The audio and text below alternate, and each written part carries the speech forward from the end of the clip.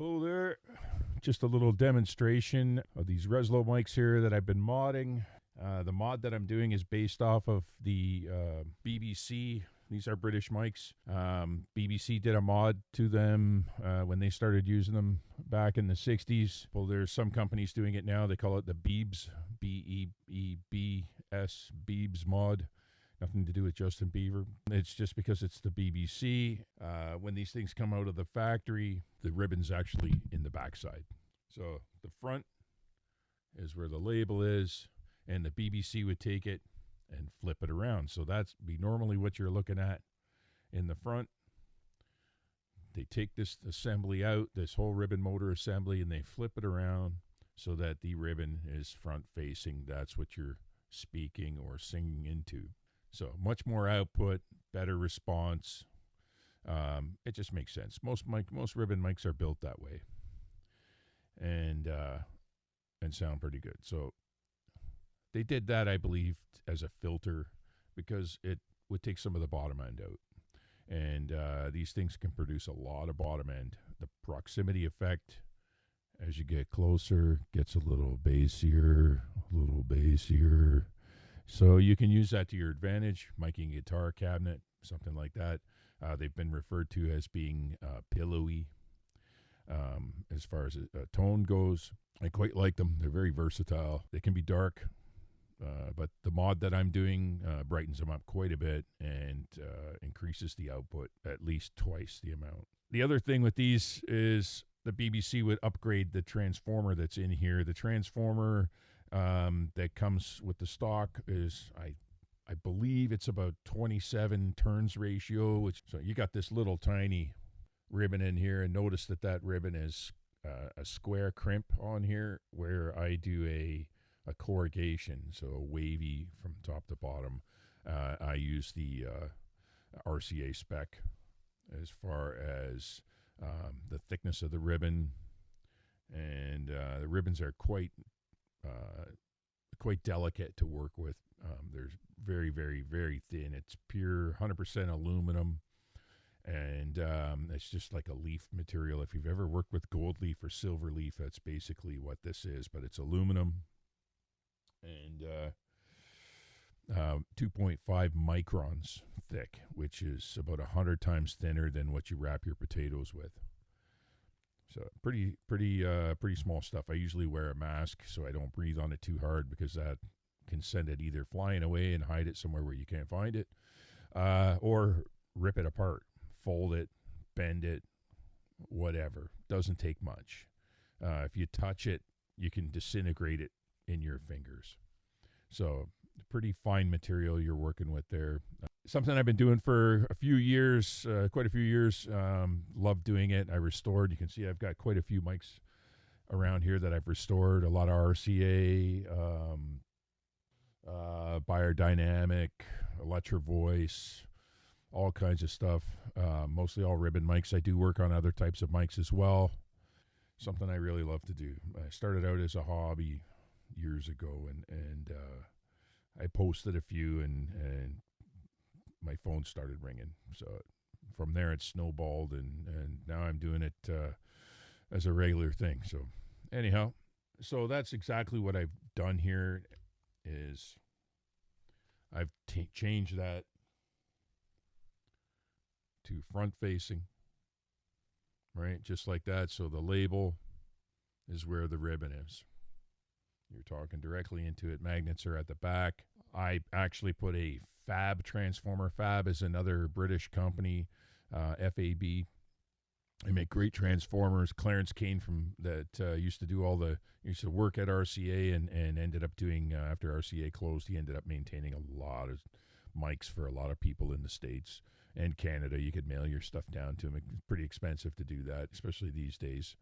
And they still hit you with duty on the way back, even though you own the equipment.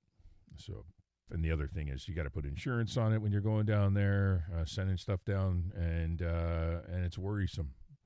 You know, you might not get it back in one piece, or you might not get it back at all, you know. And if you put a lot of insurance on it, that's what they base their duty on coming back. So if you got a $10,000 mic, you put $10,000 insurance on it, well, you're going to get duty charged on around $10,000. Unfortunately, they do not care that you already own the equipment. So that's what I've done. I've done that. The fab transformer that's in here is 54 to 1 turns ratio. So it's double what's in these stock. I'll be plugging it in a minute so you can hear the difference, but it's wailing loud. I'll probably clip because I'm adjusted for this mic, and I don't want to change the adjustment. I want you to hear exactly how loud it is. I'm just going to have to talk a little softer. The other thing that I've done is built right in XLR, so you don't need an adapter cable like this one where it goes adapter to XLR, right? There's what you need to adapt to. That's your British Reslo connection. So I'm just right to it. And with that, all you need is one of these rubber clips, right? Like this. The hard plastic ones are open too far already. These ones are pinched a little harder, so they fit quite nicely in there. If you want to use a shock mount, they work great with a pencil. Any pencil mic sharp shock mount will work. Basket shock mount. Or you can get these as well. All right, same kind of thing as the Reslo. So you got your mic stand connection here, and it's XLR. So that'll plug right in. It'll mount to the stand. So just to let you guys know that I have no processing going on here, just a little booster, because every passive ribbon microphone is very low output. So you need to have, I've used this type, there's many different kinds. This is a mic boost. All it is 25 dB of boost, clean boost right off the mic before it gets to the microphone preamp. Then it helps that microphone preamp stay clean and do its job. If you go straight into the mic preamp and you don't have one that's designed for ribbon mics, you end up having to crank it so high you get a lot of noise from your preamp overworking. So straight into here. I'm going to unplug this mic right.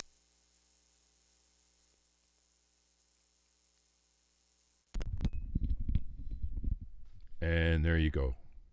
Massive difference. And I'm twice as far away from it because I don't want to clip, but you can hear it's got quite the amazing proximity effect. P's and B's are, as you see me turn my head for P's and B's. So, yeah, great. The proximity effect is just killer. Look at that, eh? Whoa. Everybody can sound like Barry White. Quite the difference. The tonality is way better. And, yeah.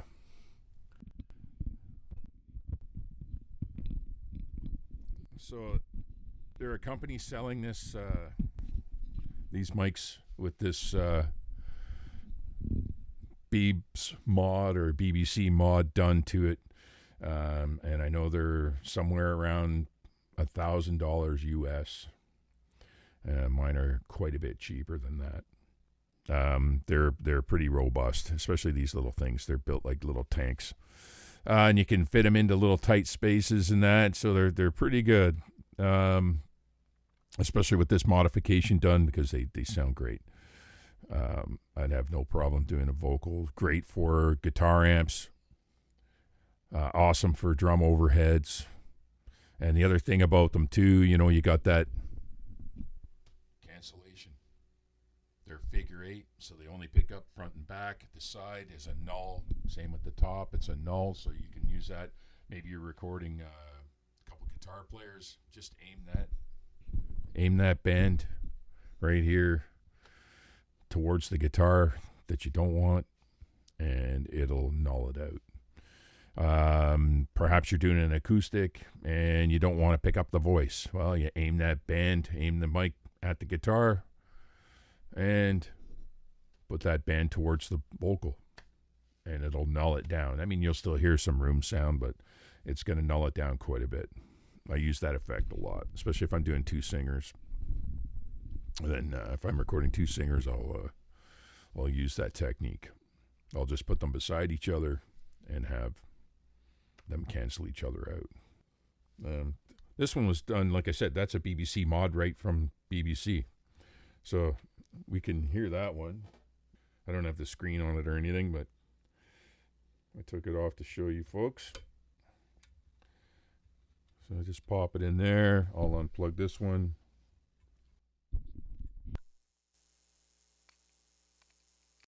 Directly in here. So, you know, I'm quite a bit closer, and the tone is not quite as flattering, but still better than the first one I showed you that had no modification, just stock.